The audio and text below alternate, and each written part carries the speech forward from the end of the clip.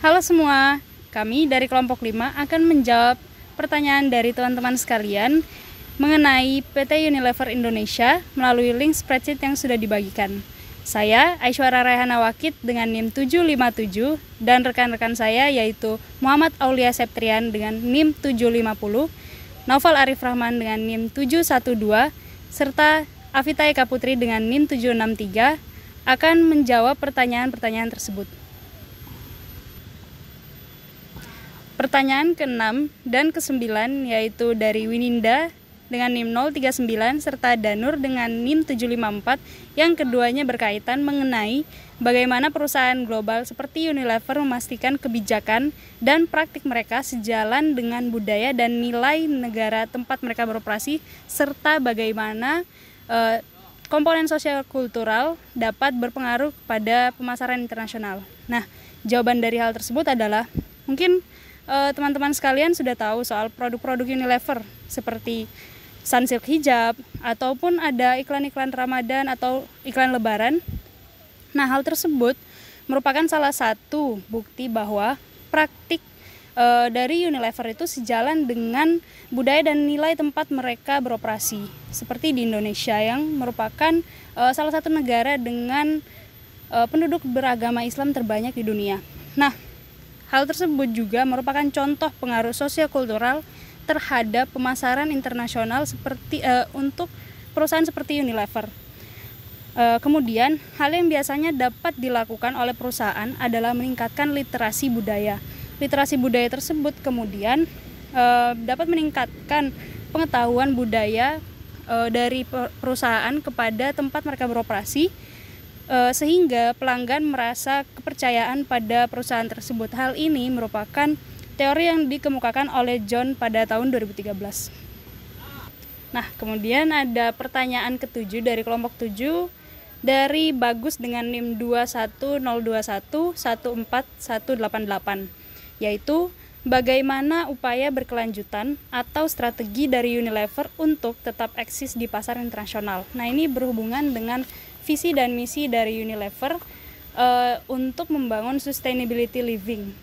Nah, Unilever itu membuat sebuah campaign yang kemudian memiliki komponen-komponen yang dapat mewujudkan sustainable living tadi itu, di mana hal tersebut dinamai Planet and Society by Unilever. Hal tersebut meliputi climate action, melindungi dan meregenerasi lingkungan alam, kesetaraan, diversity, dan inklusi, kemudian respect atas HAM, di mana hal-hal tersebut merupakan bentuk corporate social responsibility yang dimana juga menurut Agi Abeng Mensah et al. Tahun 2020 bahwa etika dan nilai sosial dapat mempengaruhi keberlanjutan rantai pasok perusahaan. Nah, konsumen sebagai salah satu komponen dari rantai pasok mempercayai perusahaan yang menciptakan corporate social responsibility seperti Unilever karena hal tersebut dapat berdampak positif bagi konsumen tersebut. Yang pertama, saya akan menjawab kelompok 3, yaitu dari pertanyaan Diajeng Yupi, yang dimana saya rasa pertanyaan dari Diajeng Yupi dan Muhammad Fiko Ferdiansyah memiliki pertanyaan yang hampir sama dan saling berkaitan. Nah, dengan ini Unilever sudah melakukan atau sudah dikenal aktif dalam menghadapi faktor eksternal seperti perubahan iklim dan kebijakan lingkungan. Unilever sendiri berfokus pada pengurangan jejak emisi karbon, kemudian pemanfaatan energi terbarukan, serta pengelolaan limbah, yang dimana strategi bisnis berkelanjutan mereka mencakupi inovasi, produk ramah lingkungan, dan kolaborasi dengan pemangku kepentingan untuk mencapai tujuan keberlanjutan. Sebagai contoh, Unilever telah aktif dalam mengurangi jejak karbonnya dengan mengadopsi sumber energi terbarukan, seperti dalam produknya yaitu mengganti bahan pokok utama petroleum jelly dengan minyak sawit. Kemudian, mereka juga berkomitmen untuk menghilangkan limbah plastik dari kemasan mereka dan meningkatkan daur ulang. Yang selanjutnya ada pertanyaan dari Muhammad Fiko Ferdiansyah dengan NIM 756. Tren lingkungan eksternal apa yang paling mungkin mempengaruhi PT Unilever dalam 5 tahun ke depan? dan bagaimana PT Unilever dapat beradaptasi dengan tren-tren tersebut.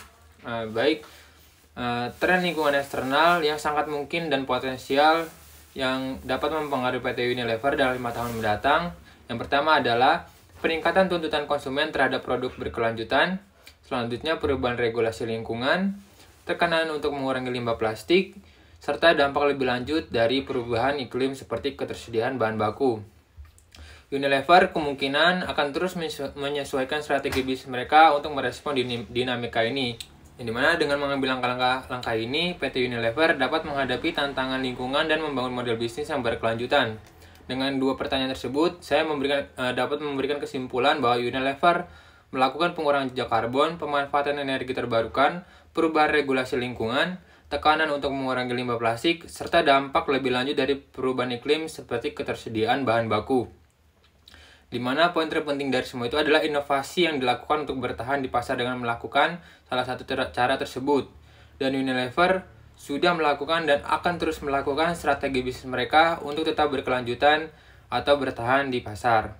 Selanjutnya ada pertanyaan dari kelompok 2 yaitu Novika Wulandari dengan NIM 753. Dengan pertanyaan, bagaimana perusahaan Unilever mendorong karyawan untuk terus-menerus mengembangkan diri serta mempertahankan work-life perusahaan, sehingga mengembangkan dan mempertahankan sumber daya manusia yang handal dan berkualitas. Untuk itu sendiri, Unilever dapat melakukan beberapa cara atau beberapa program untuk mendorong karyawan untuk terus-menerus mengembangkan diri serta mempertahankan work-life perusahaan. Yang pertama ada program pengembangan karyawan. Selanjutnya ada kebijakan keseimbangan kerja dan kehidupan atau work-life balance. Selanjutnya ada kultur inovasi dan kolaborasi.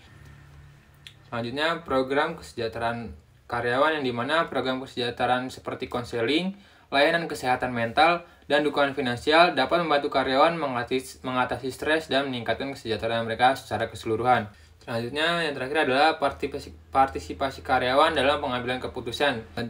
Melalui kombinasi dan inisiatif-inisiatif ini, Unilever dapat menciptakan lingkungan kerja yang mendukung pertumbuhan pribadi, keseimbangan kehidupan kerja, dan mempertahankan sumber daya manusia yang handal dan berkualitas. Selanjutnya, yang terakhir adalah pertanyaan dari kelompok 13 yaitu Nurzafika Syamsul dengan pertanyaan, bagaimana inovasi dan transformasi yang dilakukan PT Unilever dalam mempertahankan bisnisnya di era digitalisasi?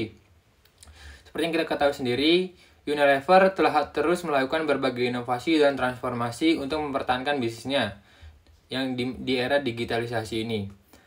Inilah atau beberapa strategi yang dapat mencerminkan upaya tersebut.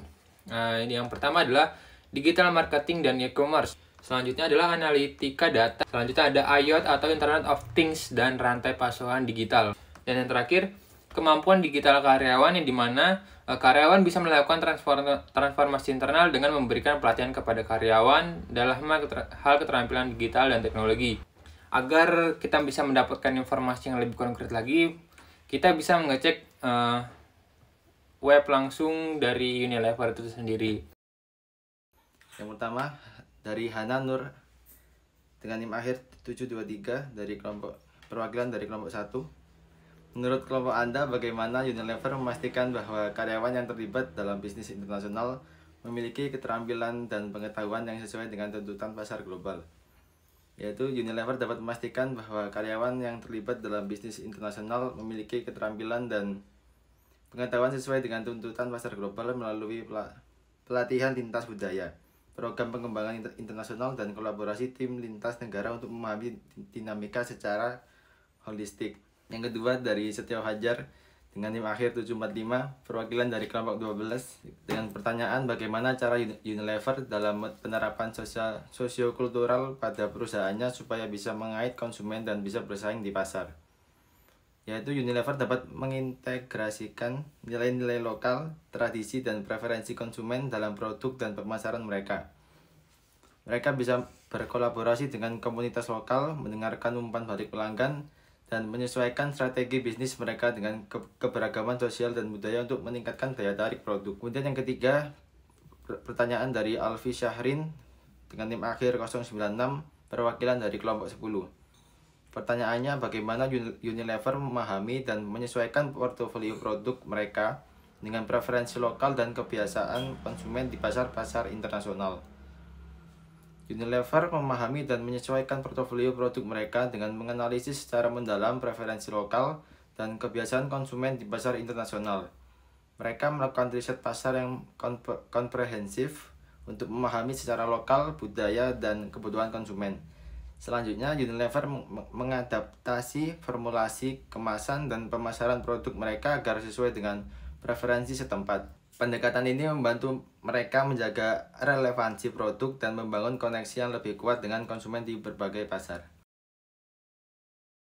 Nah, yang pertama saya akan menjawab pertanyaan dari kelompok 4, yaitu dari Desya Ardelia dengan pertanyaan, produk Unilever terbilang sangat banyak produk kebutuhan seperti sampo, sabun, dan lain-lain. Dengan tahun ke tahun pasti bahan pokok semakin mahal. Bagaimana perusahaan Unilever mengatasi hal ini tanpa melibatkan konsumen dengan melonjaknya harga produk?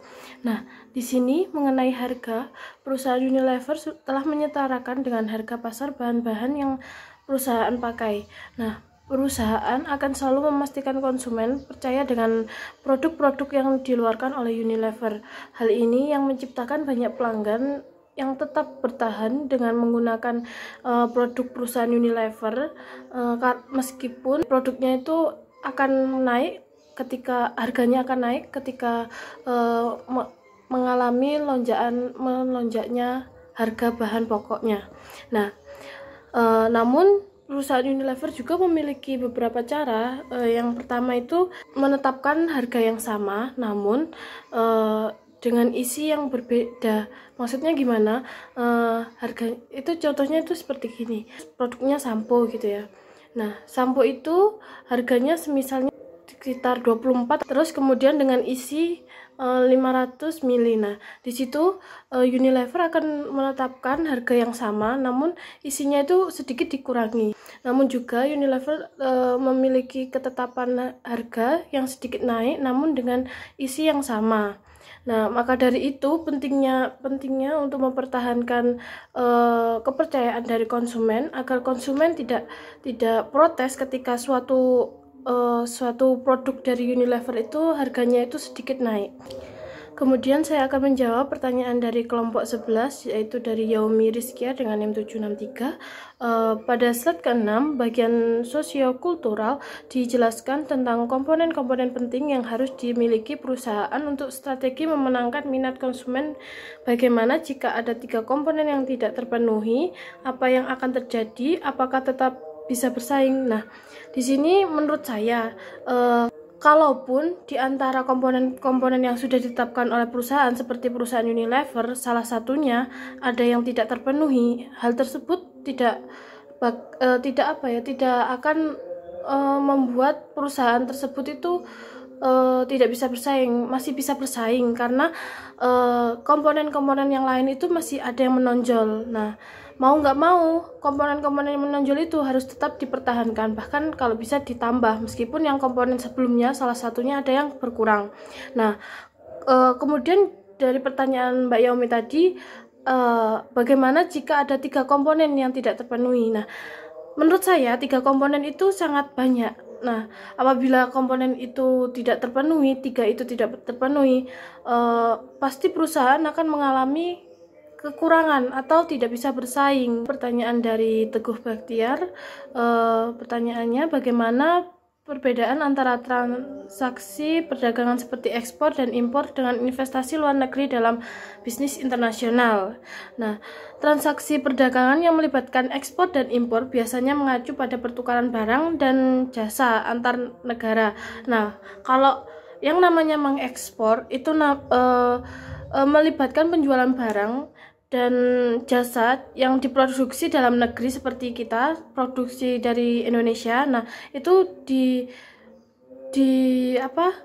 diekspor atau dijual barangnya ke luar negeri, itu namanya ekspor. Nah, kalau impor itu barang luar negeri itu masuk ke dalam Indonesia. Nah, sedangkan kalau investasi asing itu melibatkan aliran modal lintas minat negara dan dapat terjadi dengan berbagai bentuk. Nah, itu dia jawaban dari pertanyaan-pertanyaan yang sudah teman-teman ajukan.